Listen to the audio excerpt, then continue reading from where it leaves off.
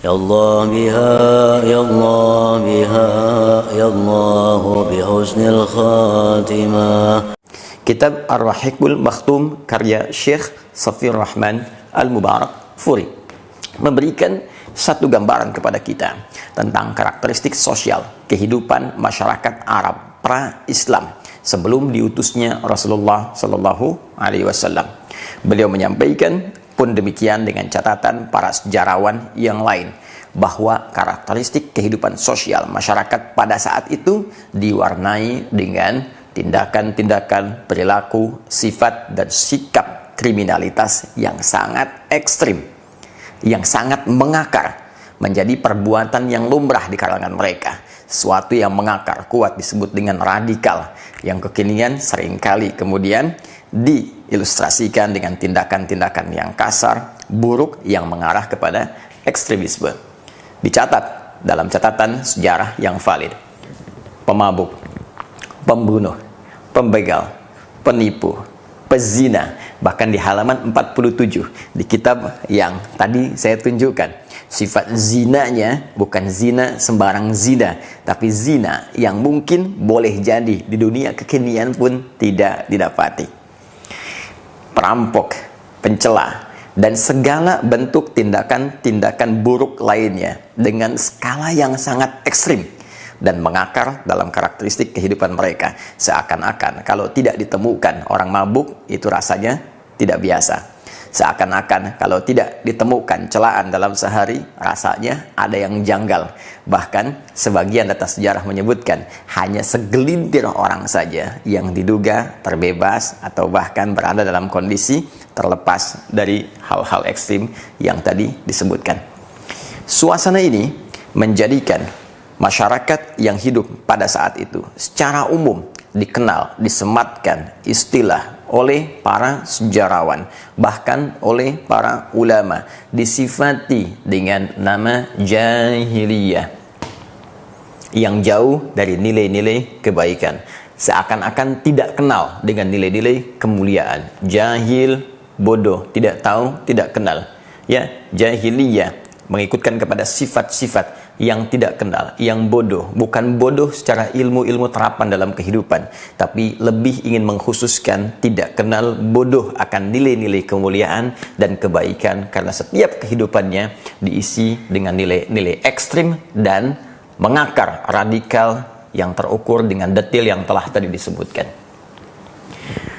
Yang paling menarik yang menjadi aspek bahasan kita pada saat ini, pertanda. Pernah tahukah Anda ketika Rasulullah SAW kemudian diutus di lingkungan masyarakat ini, menariknya bukan di Romawi, bukan di Persia, yang dua kekuatan besar ini mengapit secara geografis keberadaan masyarakat jahiliyah. Kalau kita ilustrasikan, bila di sini ada jahiliyah, maka kanan dan kirinya ada apitan Romawi dan Persia yang sudah maju, punya peradaban, punya aspek keilmuan. Nabi Sallallahu Alaihi Wasallam tidak diturunkan, diutus oleh Allah, membawa awal misinya tidak dari Persia, tidak dari Romawi, supaya nanti tidak diduga pantas berkembang cepat karena umatnya sudah maju, punya peradaban, punya aspek keilmuan, punya kekuatan. Tidak. Yang paling menarik, Nabi diutus di titik yang paling rendah ini, yang dihiasi dengan nuansa-nuansa tadi yang telah kita utarakan. Dan lebih dahsyat lagi, ketika Nabi Sallallahu Alaihi Wasallam diutus oleh Allah melalui titik nadir dalam kehidupan ini, Nabi tidak dibekali dengan tongkatnya Nabi Musa alaihissalam. Beliau Sallallahu Alaihi Wasallam tidak dibekali dengan mukjizatnya Nabi Isa alaihissalam.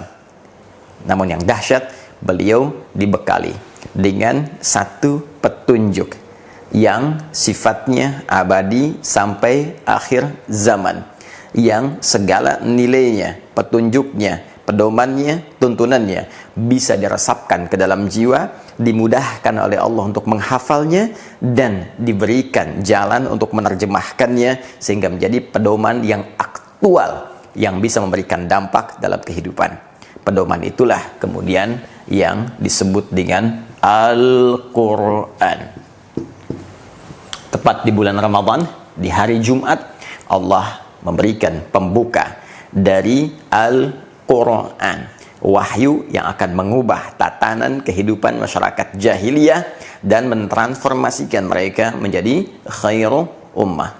Iqra bismi rabbikal ladzi khalaq, khalaqal insana min 'alaq, iqra wa rabbukal akram, alladzi 'allama bil qalam, 'allamal insana ma lam ya'lam, syahru ramadhan alladzi unzila fihi al-Qur'an hudan lin-nas wa bayyinatin minal huda wal furqan. Al-ayah. Di bulan Ramadan diturunkan Al-Quran oleh Allah Subhanahu wa taala kepada Nabi Muhammad sallallahu alaihi wasallam 5 ayat pembuka di surah Al-Alaq yang tadi awal telah saya sampaikan. Apa fungsinya? Di Al-Baqarah ayat 185 Allah tegaskan hudal linnas wa bayyinatin minal huda wal furqan. Semua itu didesain, firman Allah ini diarahkan menjadi petunjuk kehidupan untuk semua manusia yang bisa merubah mereka untuk membedakan jalan-jalan keburukan sehingga bisa dipisahkan menuju jalan-jalan kebaikan. Ini yang baik, ini yang buruk. Buruk tinggalkan, baiknya ambil. Yang jika pedoman ini diikuti, Anda bisa berubah dan keluar dari belenggu-belenggu hitam keburukan, ekstremisme, radikalisme, berbagai tingkat keburukan yang menghasilkan kesulitan dan menghadirkan kegelisahan dalam beraktivitas. Anda akan beralih kepada manusia terbaik yang nyaris tidak bisa disaingi dalam kehidupan di muka bumi. Dan dengan perjalanan itulah Al-Quran diajarkan oleh Rasulullah SAW setidaknya kurang lebih selama 23 tahun. Sejak periode Mekah 13 tahun, periode Madinah 10 tahun, dan dahsyatnya dalam periode ini dihasilkanlah manusia-manusia berkualitas yang dibimbing bukan sekedar bisa membaca Al-Quran, tapi juga bagaimana menanamkan Al-Quran ke dalam jiwa. Para sahabat mulai menghafalnya. Para sahabat tidak sekedar membacakannya dengan lisan mereka, tapi menenggelamkan bacaan dari lisan itu dihujamkan ke dalam jiwanya. Mereka jaga itu semua, mereka hafalkan. Dalam bahasa Arab, sesuatu yang dijaga dengan cara menghafalnya, maka disebut dengan hafidha yahfadh. Dalam dunia kemanusiaan, orangnya disebut dengan hafidh. Hafidh, orang yang menjaga, orang yang menghafalkan sesuatu untuk menjaganya. Bila konteks ini disematkan pada manusia, dia hafalkan, dia jaga. Dan menariknya, para sahabat bukan sekedar menghafal, bukan sekedar menanamkan pada jiwanya, bukan sekedar menjaganya, tapi sekaligus menerjemahkan semua yang dihafal itu dalam bentuk perilaku sesuai petunjuk yang telah diisyaratkan dalam Al-Baqarah ayat 185 tadi. Ketika mereka menghafal ayat-ayat tentang mata yang diperintahkan oleh Allah untuk semua para muslim melihat yang baik saja, menatap yang baik saja, tinggalkan yang buruk, tinggalkan tatapan yang salah, jauhi pornografi, porno aksi, hal-hal yang jelek, gambar-gambar yang tak layak untuk dihafalkan. Ayat-ayatnya kemudian hadir dalam jiwa. Ayat-ayatnya tersemai dalam sanubari mereka, dipraktekkan tembus ke mata. Sehingga dengan hafalan ini, seorang hafidh, ayatnya akan membimbing matanya untuk melihat yang baik saja. Maka mustahil ada seorang hafidh melihat hal-hal yang buruk. Pun demikian, ketika ayat telinga mulai dihafalkan, tembus ke jiwanya, maka ayat itu akan memberikan sebuah gelombang bimbingan iman kepada telinga ini untuk mendengar yang baik-baik saja. Demikian ke lisan sampai ke ujung kaki. Puncaknya, seorang hafidh, seorang yang bisa menghafal Quran dengan benar. Hafalan itu diterjemahkan dalam bentuk perilaku.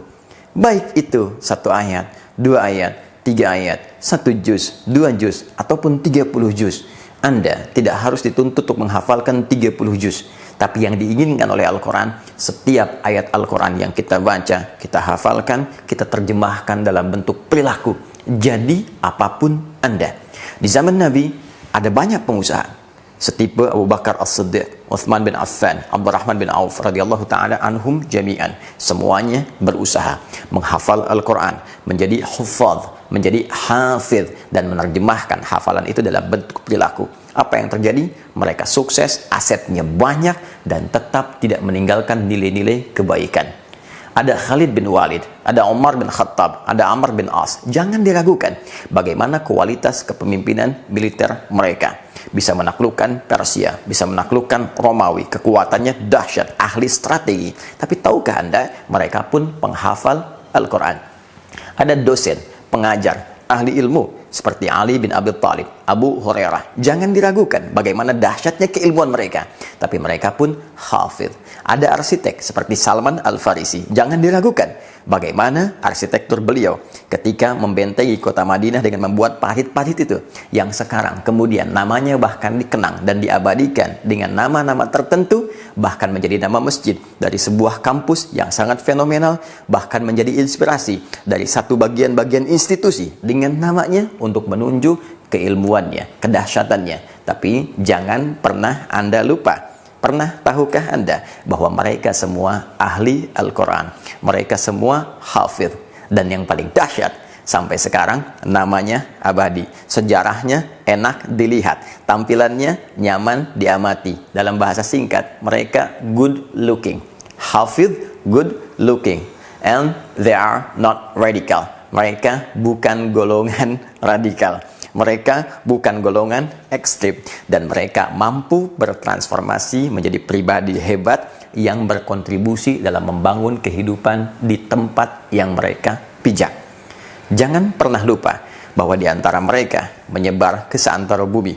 Ada yang sampai kemudian ke wilayah Asia jauh, sampai ke timur, bahkan ke Nusantara, bahkan ada yang sampai ke Cina, ada yang sampai ke Afrika, ada yang sampai ke Eropa. Semua sejarah membuktikan setiap langkah dan tinggal mereka selalu memberikan kontribusi positif di tempat mereka hadir. Jangan lupakan Negara Kesatuan Republik Indonesia. Bukankah saham terbesarnya adalah dari para ulama yang berjuang dengan rasa cintanya kepada negeri ini? Dan tahukah Anda, bukankah para ulama itu ahli Al-Quran? Bukankah mereka mendalami Al-Quran? Bukankah mereka mempraktikkan Al-Quran? Dan panggilan untuk mengorbankan nyawa, darah yang mengalir, kafan yang membalut jasad mereka di kemudian hari. Sehingga dengan darah dan kafan itu menjadi merah putih. Tahukah Anda, apa yang membuat mereka kemudian tergerak untuk melahirkan resolusi jihad, untuk membantu memerdekakan bangsa ini, dan cinta yang sangat dalam? Bukankah itu perintah Quran mereka? Bukankah itu perintah Quran mereka? Itu perintah Quran kami. Itu perintah Quran kami. Itu perintah Quran kami. Dan perintah Quran ketika sampai kepada jiwa, kita jaga, kita terjemahkan, itulah hafidh. Kapan kemudian keadaan boleh berubah? Kapan kemudian ekstremisme mulai muncul? Kapan kemudian radikalisme mulai tampak dalam kehidupan? Yang paling mudah untuk diamati, semua itu terjadi ternyata ketika nilai-nilai Al-Quran semakin ditinggalkan. Jika Anda membaca Quran dengan benar, tunjukkan kepada saya, di titik mana Anda temukan kekerasan dalam Al-Quran? Di titik mana Anda temukan bimbingan ekstremisme dalam Al-Quran? Di titik mana Anda temukan keburukan dalam Al-Quran? Jangankan tindakan yang sangat kasar, untuk melihat yang tak baik saja tidak diperkenankan. Maka Anda bisa bayangkan, jika pejabat ini hafidh, dia akan mustahil melihat catatan-catatan yang salah, melihat angka-angka yang keliru. Untuk lihat proyek yang salah saja tak mampu, apalagi menggerakkan tanda tangannya untuk bisa menitikkan catatan jemarinya membuat sesuatu yang salah. Jemari orang yang sholat, telunjuk orang tahiyat, mustahil dipakai berbuat maksiat. Bukankah saat sholat itu Anda sedang meniti menjadi hafidh? Bukankah Anda menghafal Al-Fatihah? Bukankah Anda menghafal beberapa surah dalam Al-Quran? Bukankah Anda menghafal beberapa doa yang Anda bacakan dalam sholat? Kalau Anda memang sholat, Anda menjadi hafidh yang sesungguhnya, maka Anda akan menjadi pribadi mulia. Karena itulah ketika kita sholat, Allah memberikan statement, jika sholat Anda benar, inna sholata tanha anil fahsya wal munkar. Sungguh, sholat yang benar ditunaikan akan mencegah dari segala perbuatan buruk yang mungkin tampil dari pribadi seseorang. Apalagi itu menjadi ekstrim, bahkan radikal. Dari sini, jika nilai-nilai Al-Quran mulai ditinggalkan, nilai-nilai Al-Quran mulai pudar, mulai dijauhkan, maka musibah akan terjadi dan terasa tindakan-tindakan buruk ini dalam kehidupan kita. Seperti kegemilangan nilai-nilai keislaman di Spanyol, di Baghdad, ya dimanapun, di tempat manapun Islam pernah berpijak. sepanjang nilai-nilai akhlak yang diajarkan Al-Quran ditinggalkan, maka lawannya yang buruk-buruk pasti akan muncul. Islam mengajarkan kejujuran. Al-Quran membawa ayat-ayat tentang ajaran jujur. Ketika ditinggalkan, maka dusta, bohong itu muncul. Islam membawa ketawaduan. Al-Quran datang dengan ayat-ayat kerendah hatian. Banyak terdokumentasikan jika memang Anda hafidh atau setidaknya qari, membaca dengan benar saja, maka ajakan tawadu Anda temukan, sifat rendah hati Anda dapatkan. Anda tak pernah baca Quran, Anda tidak menjadi hafidh, Anda belum bergerak hanya untuk sekedar baca saja, maka sulit ditemukan ajaran-ajaran itu. Yang terjadi jika menyimpang dari itu, lawannya muncul. Rendah hati lawannya sombong, jujur lawannya dusta, lembut lawannya keras. Karena itulah Nabi sallallahu alaihi wasallam ketika diperintahkan menyampaikan isi Al-Quran, mengajarkannya, mempraktikkan bersama para sahabat, Allah Subhanahu wa Ta'ala langsung memberi pengakuan dengan menghapuskan sifat jahiliyah yang melekat pada masyarakat Arab dengan turunnya Quran surah ke-3 Ali Imran ayat 110. Kuntum khaira ummatin ukhrijat linnas ta'muruna bil ma'ruf wa tanhauna 'anil munkar wa tu'minuna billah. Kalian adalah umat terbaik, sekelompok manusia terbaik yang pernah hadir di bumi, yang pernah dilahirkan dan beraktivitas di bumi. Apa di antara bukti kebaikan itu? Kalian selalu mengerjakan yang baik-baik dan meninggalkan bahkan mencegah pada setiap hal yang tidak baik dengan didasari dasar iman kepada Allah Subhanahu wa Ta'ala. Iman kepada Allah lahir dari nilai-nilai keyakinan yang matang, nilai-nilai keagamaan yang kuat. Karena itu negara kita menyantumkan nilai-nilai keyakinan, keagamaan, bahkan menjamin itu semua. Di antara tujuannya agar melahirkan orang-orang baik dalam kehidupan. Negara menjamin kemerdekaan tiap-tiap penduduk untuk memeluk agamanya masing-masing dan beribadah menurut agama dan kepercayaannya itu. Pasal 29 ayat 2. Jika mengkaji Al-Quran, mempraktikkan Al-Quran, menjadi hafidh adalah bagian ibadah bagi saya, Anda, kita, umat Islam, maka menjadi hafidh dijamin oleh negara. Menjadi ahli Quran dijamin oleh negara. Mempraktikkan Quran dijamin oleh negara. Dan dengan jaminan itu, berharap kita semua bisa mengamalkan isi Al-Quran dengan benar, sehingga tampil lebih elegan, good looking. Menjadi aneh jika berinteraksi dengan Al-Quran. Menjadi seorang hafidh menjadi sebuah persoalan. Ini menunjukkan ada yang salah dalam pemikiran dan ada yang bertentangan dengan nilai-nilai yang telah terbangun dan diabadikan dalam data sejarah dan diakui bukan hanya oleh Muslim tapi juga non-Muslim. Karena itu, tahukah Anda menjadi hafidh akan selalu identik dengan good looking dan selalu akan terbebas dari perbuatan radikal. Pesan kami, jika ada orang-orang yang mengajak pada perbuatan-perbuatan ekstrim, radikal yang tidak dibenarkan oleh isi Al-Quran, walaupun dia mengklaim dirinya hafidh, hafal Quran, dan seterusnya, jika mengajak pada perbuatan buruk yang bertentangan dengan Quran itu sendiri, sesungguhnya dia bukan hafidh. Sesungguhnya dia bukan ahli Quran.